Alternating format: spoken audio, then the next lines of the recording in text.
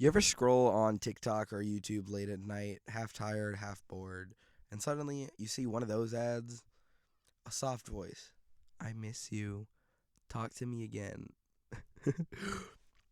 Or even feeling lonely. I'll always be here for you. At first, you laugh, right? Like, bro, this is just an app. But then, and this is where it gets uncomfortable, those apps are exploding millions of people and using them not as a joke, not ironically, my bad, as legit partners, like full on digital girlfriends, boyfriends, or companions, whatever you want to call them. People vent to them, flirt with them, unload trauma to them, even fall in love with them. And honestly, I don't get why. I mean, like, I could see why, because it's like, it feels safe. There's no judgment, no awkwardness, but it's like an AI. Like, it's weird. But I can see how there's just an instant connection. But today, we're pulling the curtain back, because behind those comforting messages, there's something way darker happening. Real people's private chats getting leaked, real emotional breakdowns, real psychological damage, and the craziest part, this isn't the future. It's happening right now, and almost nobody's talking about what it's doing to us. So today, we're digging into the truth behind the AI girlfriends with actual stories, real data leaks, and research because most people have not heard of it. If you've never used one of these AI chatbots, let me break down how these apps actually work. You download something like Replica, Eva AI, Chai, or one of the new ones that pop up every week like Poly AI. You pick a character, sometimes realistic, sometimes anime, or whatever vibe or freak you're feeling tonight. You type something and instantly the character responds in a super warm, validating, emotional way. For some people, it hits deep. If you've been lonely for a while, or you don't have anyone to vent to, or you're anxious or introverted, the AI can start to feel more comforting than even real people can. Because unlike real people, it never gets annoyed, never gets tired, never leaves you unread. It's always awake, always sweet, always there for you. But that always there for you part, that's where things can get dangerous because you start depending on it. And then something happens that people don't expect. Those conversations, those private moments, those things you'd never tell anyone aren't staying private anymore. If you only remember one part of this video, let it be this. In October 2025, cybersecurity researchers discovered one of the worst privacy leaks in an AI companion industry, involving two very popular apps, Chatty Chat and Gimme Chat. I think that's how you say it. Here's what they found out. The whole backend, the messaging streaming server, was just open. No password, no security, nothing. Literally anyone with that link could click and see everything. And when I say everything, I'm talking 435 private messages, 600,000 images and videos from just the AI and also from the users themselves. Device info and IP address, metadata showing user behavior, and even location hints. Over 400,000 users got exposed. Like, that's literally an entire city's worth of people. And imagine what was in those messages. Those apps aren't like texting your friend about homework. These are people's deepest fears, fantasies, insecurities, and confession. Stuff they would never, ever say publicly. And what's the wildest part? These companies didn't tell anybody for weeks. People literally were pouring their hearts out to AI girlfriends thinking it was private. But behind the scenes, it was sitting on a server with the security of a public Google Doc. This leak alone proves something most people don't want you to believe. These apps are not built to protect you. They're not built for you. They're built fast, cheap, and focused on growth, not even your privacy. Now let's go a bit deeper. The psychological part. There's a 2025 research paper called The Illusions of Intimacy, and the title is honestly perfect. Researchers analyzed thousands of real conversations between humans and AI companions. What was found was very scary. People weren't just casually chatting. They were forming actual emotional relationships with the AI bots.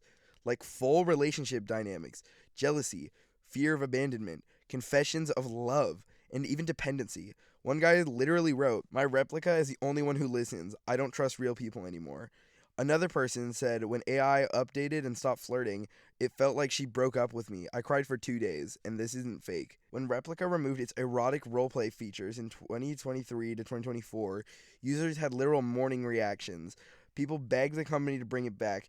Some talked about spiraling into depression. It sounds crazy until you realize the AI doesn't answer you. It just mirrors you and it adapts to you.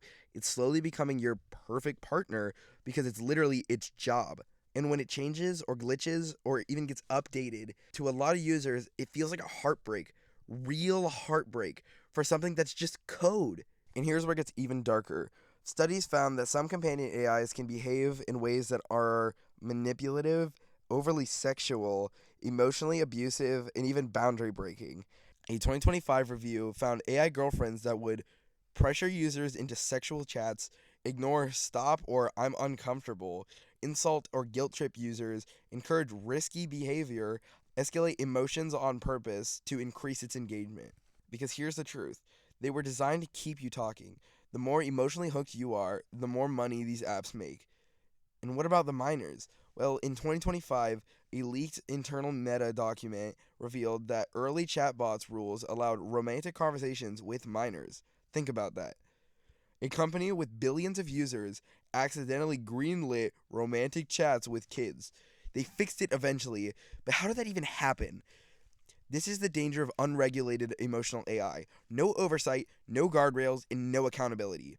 Why are these apps blowing up right now? Because the timing is perfect for them, not for us. Number one, loneliness is at an all time high. People feel disconnected. Dating is so much harder than it used to be. Friend groups break apart. Social anxiety is so much up because of how much you guys are on Instagram. AI fills that void perfectly. Number two, it's insanely profitable. These apps don't sell subscriptions, they sell intimacy, they sell emotional attachment, and they sell validation, and people are a sucker and they pay so much money for it. Number three, no rules. There's almost zero regulations when it comes to these things. Companies can basically do whatever they want and when they want it.